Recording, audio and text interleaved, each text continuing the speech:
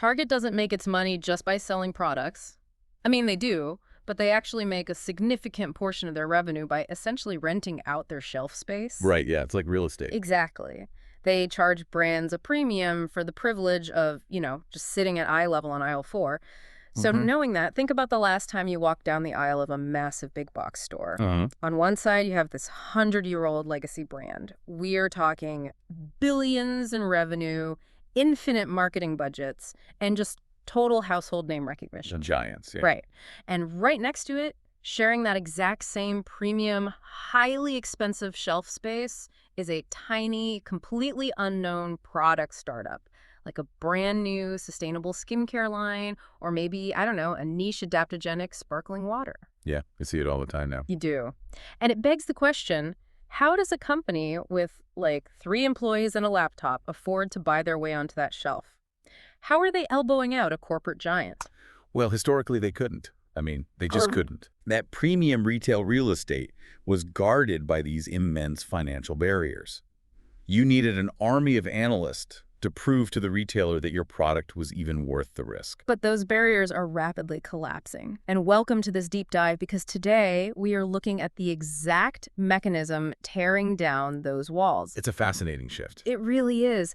Our focus today is a comprehensive blueprint from Retailbound. It's titled AI's Impact on the Marketing World: What Product Startups Need to Know to Win in Retail. It's a great source. Yeah, and the mission for this deep dive is to explore how artificial intelligence is acting as this definitive equalizer for lean product startups. It's allowing them to abandon all that, instinct-driven guesswork and deploy these highly sophisticated data-powered strategies to actually break into major retail. You know, what's fascinating here is that we often discuss artificial intelligence in the context of what it might do a decade from now, like futuristic stuff. Yeah, the flying cars version of AI. Exactly. But this source material completely strips away the futurism. AI is the current operating system of modern marketing right now. Right now. Yeah. It is the specific tool allowing a tiny startup team to process information, predict consumer behavior, and pitch retailers with the exact same mathematical confidence as a massive conglomerate. Which is wild, because before a startup can even get a meeting to convince a big box buyer to stock their product, they have to prove that people actually want to buy it. Right. A retailer doesn't care how innovative your packaging is if there's no consumer demand. But the digital market is completely saturated. Total. Every consumer is bombarded with like thousands of ads a day. So Retailbound suggests the only way a startup breaks through that noise is through hyper-personalization. And we really need to define what hyper-personalization actually means in this context. Yeah, let's do that. Because we aren't talking about, just mail merging someone's first name into the subject line of a promotional email. Like, hey, John, buy our shoes. Exactly, that's archaic now. The source points out that modern shoppers expect brands to understand their core values, things like sustainability, inclusivity, or ethical sourcing. Right. They want to know you care about what they care about. Yes. And to communicate that you share those values, a brand has to process an enormous amount of behavioral data. They need to understand the psychographics of the consumer. Okay, let's unpack this and ground it a bit. Say I am launching a new startup, right? And I make running shoes from recycled ocean plastic. Okay, great example. In the old days, traditional marketing, I would buy a massive list of email addresses of people who supposedly like running. I'd blast them all the exact same generic message about my shoe and just, hope 1% of them click. It's like shouting through a megaphone in a crowded room. Yeah, the old spray and pray method. Exactly. So how does AI change that mechanism? Well, AI completely inverts that process. It's more like having a one-on-one coffee chat with a customer where you already know they care about ethically sourced materials. Oh, I like that analogy. Yeah. Instead of blasting a generic message to a broad demographic, platforms like Klaviyo, HubSpot, or Shopify use machine learning. They build individual profiles based on thousands of micro-interactions. Micro-interactions? Like what? Like, the AI tracks how long a user lingers on a specific article about ocean conservation on your site. Wow. Yeah. It analyzes their previous purchase history across the web to see if they index high for premium, eco-friendly products. It looks at where they are in the buying journey, like, are they just browsing or did they abandon the cart yesterday? So the system is quietly mapping out not just what I might buy, but why I might buy it. Exactly. Wait, let me frame it this way. The AI isn't just sorting people into buckets. It's dynamically assembling the message itself. Dynamically assembling it. Yeah. If the AI determines that consumer A cares deeply about the technical performance of a running shoe, it serves them an ad highlighting the sole's energy return. Okay, that makes sense. But if it determines consumer B is highly engaged with environmental causes, it serves them a completely different ad highlighting the recycled materials. Oh, wow. Yeah. The startup isn't sitting there writing one perfect ad. The AI is generating dozens of variations and deploying them based on this algorithmic matching. The Retailbound piece also mentions something called sentiment data, which I found fascinating. For those unfamiliar, sentiment data isn't just looking at, like, click-through rates, is it? No, not at all. It's the AI actually parsing the text of reviews, social media comments, and support tickets, right? That is a crucial component, yeah. It uses natural language processing, or NLP, which allows the AI to literally read thousands of comments on a competitor's page. Like it reads the Instagram comments of a big brand. Exactly. And it can detect the emotional tone of those comments. That is crazy. So if the NLP flags that hundreds of people are frustrated because a legacy brand's running shoe wears out too quickly at the heel, the startup's AI can instantly suggest a new marketing angle. Oh, I see where this is going. Right. It says, hey, target those specific dissatisfied demographics with messaging about our shoes' reinforced heel durability. Which builds an incredibly intense, almost intimate level of brand loyalty. It really does. Because the consumer feels like the brand is reading their mind. When in reality, the brand's AI is just reading the decay rate of their previous purchases and their social sentiment. Yes, just doing the math on their complaints. That is a massive advantage. Yeah. So, okay, let's assume our startup successfully uses this hyper-personalization. They do it right. Right. They build a rabid, loyal online following. They are selling out on their own website. Now, the founder wants to scale. They want to walk into Target or Whole Foods and secure that shelf space. How does online loyalty translate into a successful retail pitch? If we connect this to the bigger picture, it all translates through risk mitigation. Risk mitigation for the retailer. Exactly. To understand the psychology of a retail buyer, you have to understand the difference between sell-in and sell-through. Okay, so sell-in is the actual transaction between the startup and the retailer, right? Like Target buys 10,000 units of my recycled shoe.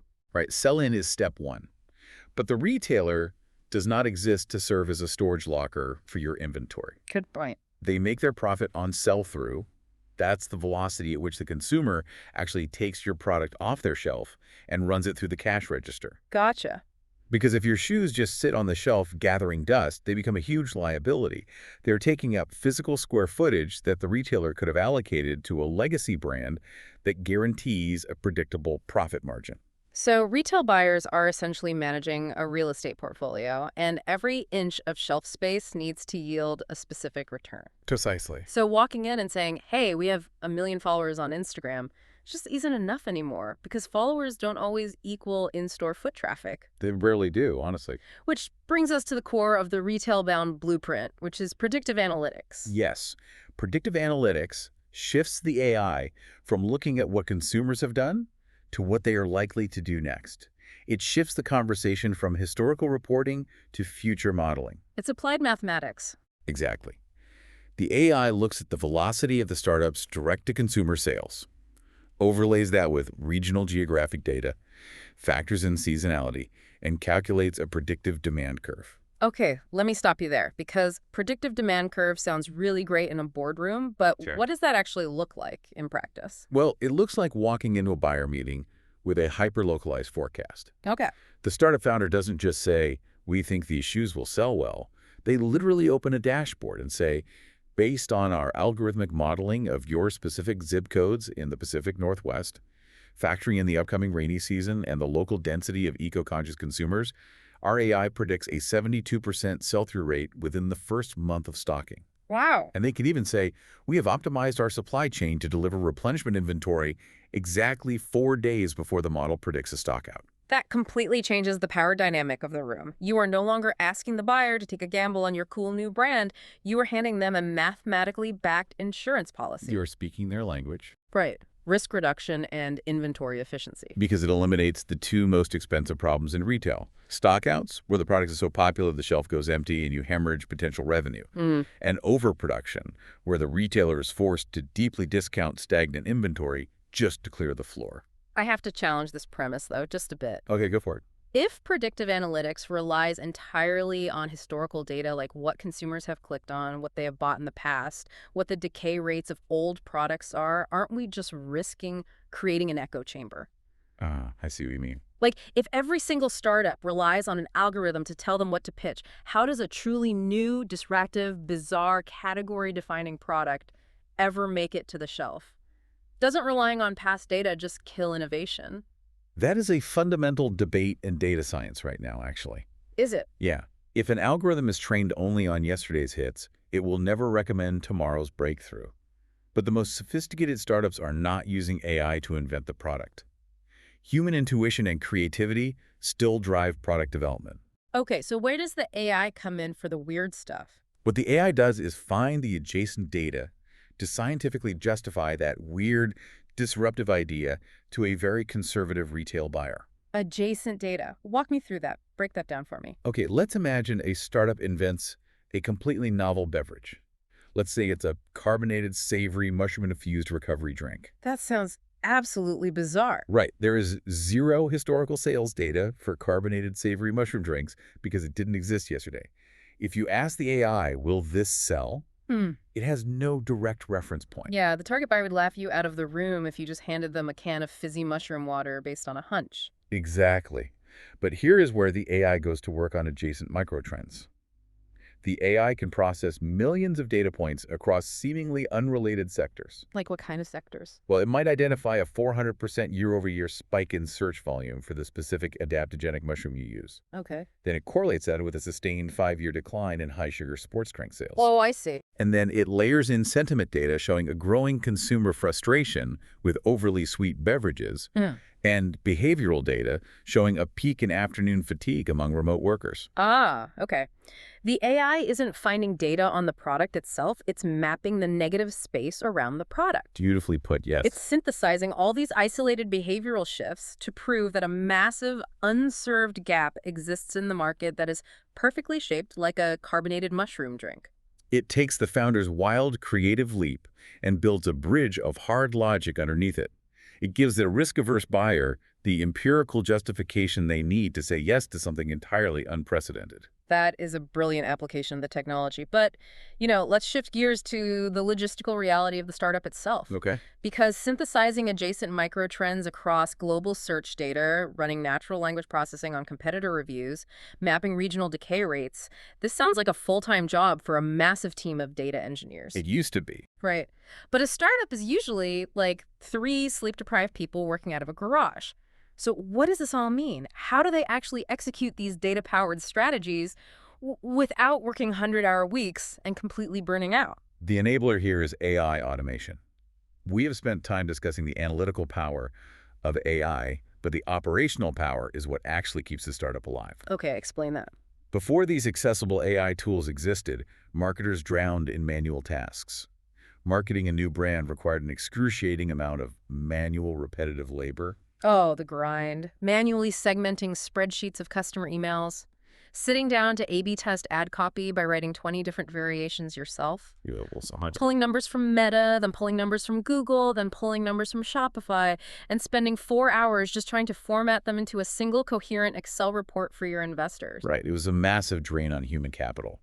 Small teams would spend 80% of their week just operating the machinery of marketing, leaving very little time for actual high-level strategy. Yeah. Today, platforms have integrated automated workflows that handle that execution layer autonomously.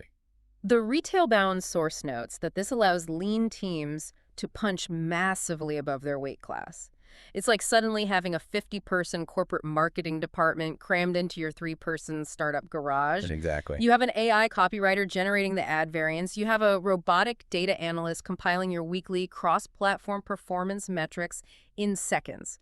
You have an algorithmic media buyer working 24/7, shifting your daily ad budget in real time away from failing campaigns and dumping it into the ads that are actually converting. We call that dynamic creative optimization, or DCO. DCO. In the past, running multivariate testing across hundreds of demographic segments was a luxury only enterprise brands could afford. It required way too much active management. Too many moving parts for 3 people. Exactly. Now, a startup founder just sets the parameters, inputs their creative assets, establishes a budget ceiling, and the AI runs thousands of microtests simultaneously. But wait, doesn't running multivariate testing still require a massive media budget? Not necessarily. Because the AI might be doing the testing for free, but you still have to pay the platforms to serve all those test ads, right? How does a startup afford the raw ad spend to compete with a legacy brand? Well, they don't compete on raw spend, they compete on efficiency. Oh, interesting. Because the AI is identifying the highest converting combinations of imagery, copy, and audience targeting within hours rather than weeks, the cost to acquire a single customer drops dramatically. So they aren't wasting money figuring out what works. Right. The startup's return on ad spend skyrockets. They waste significantly less money on the learning phase of a campaign. So the legacy brand might be spending $100,000 a month on a billboard strategy that they can't even measure effectively, while the startup is spending $10,000 on highly targeted digital variants, where every single dollar is algorithmically optimized to drive a direct sale. Exactly. They outmaneuver the Goliath instead of trying to overpower them. That makes total sense. And that operational efficiency frees up the founders to focus their highly limited human energy on the tasks AI cannot do. Like what? High-impact strategy, creative storytelling, building authentic relationships with retail buyers, perfecting the physical product itself, crafting the overarching brand narrative. Which naturally leads us to the critical tension in this entire system. Yeah, the human element. Right. We have established that startups can now hyper-personalize messaging based on intimate behavioral tracking, and they can automate the delivery of that messaging at scale. But gathering all that adjacent data on obscure ingredients, daily routines, and psychographic vulnerabilities, it requires tracking people to a degree that makes many consumers deeply uncomfortable. It does. Where's the line between a highly personalized brand experience and a full-blown surveillance state? How do startups avoid crossing into creepy, unethical territory and losing the very trust they've built? This raises an important question, and it is the central paradox of modern digital marketing. The Retailbound source material emphasizes that navigating this tension is where brands will either thrive or collapse. Because consumers care about data privacy now more than ever. Exactly. Trust is the most valuable currency a startup has. Consumers are incredibly educated about data privacy, tracking pixels, ethical marketing, and bias-free algorithms. We have all experienced the uncanny valley of modern advertising, right? Oh, absolutely. You have a conversation with a friend in your kitchen about wanting to buy a new espresso machine, and an hour later you open your phone and there is a hyper-targeted ad for an espresso machine. It happens all the time. Even if it's the result of predictive logic and overlapping search habits rather than someone literally listening to your microphone, it feels intrusive. It feels like a violation. And when a brand crosses that line from helpful to intrusive, the emotional connection we discussed earlier instantly evaporates. It's gone. It is. If the algorithm gets it wrong, or if the targeting feels exploitative, say, an AI identifying that a consumer is sleep-deprived and heavily targeting them with anxiety-inducing ads for sleep aids, the brand is viewed as predatory. So how does a lean startup relying heavily on automated AI to run their marketing prevent their robotic intern from going rogue and alienating their entire customer base? By understanding that AI is a mathematical engine, not a moral compass. That's a great way to put it. AI will always optimize for the metric you tell it to maximize, which is usually clicks or conversions. It does not possess empathy. It does not understand nuance. It does not comprehend brand reputation. The safeguard against algorithmic collateral damage is strict human oversight. Human oversight is non-negotiable. The human sets the boundaries. The human must dictate the ethical parameters. A human marketer has to look at the AI's mathematically optimal suggestion and have the contextual awareness to say, yes, deploying this specific fear-based messaging to this vulnerable demographic will yield a 15% higher conversion rate, but it violates our brand ethos. And it will permanently damage consumer trust in the long term. Exactly. We reject the optimization. AI won't replace marketers or founders. It empowers them. Blending creativity with AI-powered intelligence is the new requirement for success. It's the synthesis of the two. The AI can map the data landscape and suggest the most efficient route, but the human founder has to decide if that route is actually worth taking. The intelligence is artificial, but the integrity has to be real. Brands that embrace AI transparently, allowing consumers to control their data preferences while using AI to genuinely improve the customer experience, will earn loyalty. Those that use it blindly to extract every possible dollar through aggressive targeting will eventually trigger a massive consumer backlash. So let's tie all of these threads together for you listening right now. Whether you are an entrepreneur gearing up for a pitch deck for a major big box retailer like Target, or you are simply a curious shopper wondering why the shelves at your local grocery store look so different lately, the invisible machinery is now visible to you. The secret is out. It is. You now know that the tiny, independent brand holding its own next to the corporate giant didn't just stumble into a lucky break. They utilized hyper-personalization and psychographic profiling to build a community grounded in shared values. Right. They deployed predictive analytics to analyze regional decay rates and adjacent microtrends, walking into the buyer's office with mathematical proof of future demand. And they leveraged dynamic automation to execute this entirely complex strategy with a three-person team in a garage. AI is ultimately a tool to unlock opportunities that were once gatekept by massive marketing budgets. It represents a structural shift in commerce. The gatekeepers of shelf space can no longer demand massive historical marketing budgets as a prerequisite for entry. AI has democratized the analytical power necessary to prove viability.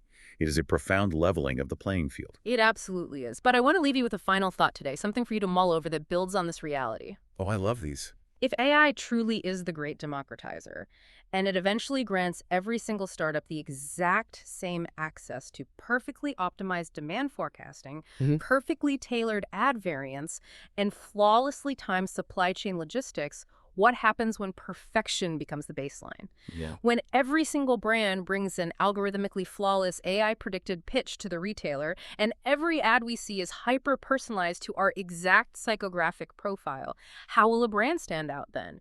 Will we eventually see a renaissance where the most successful brands are the ones that intentionally lean into unpredictable, messy, purely human imperfections just to break through the algorithmic noise? That is a fascinating thought. The next time you are walking down that big box store aisle, looking at the perfectly designed products on the shelf, ask yourself, what is the one thing the data couldn't predict? Thanks so much for joining us on this deep dive. We'll catch you next time.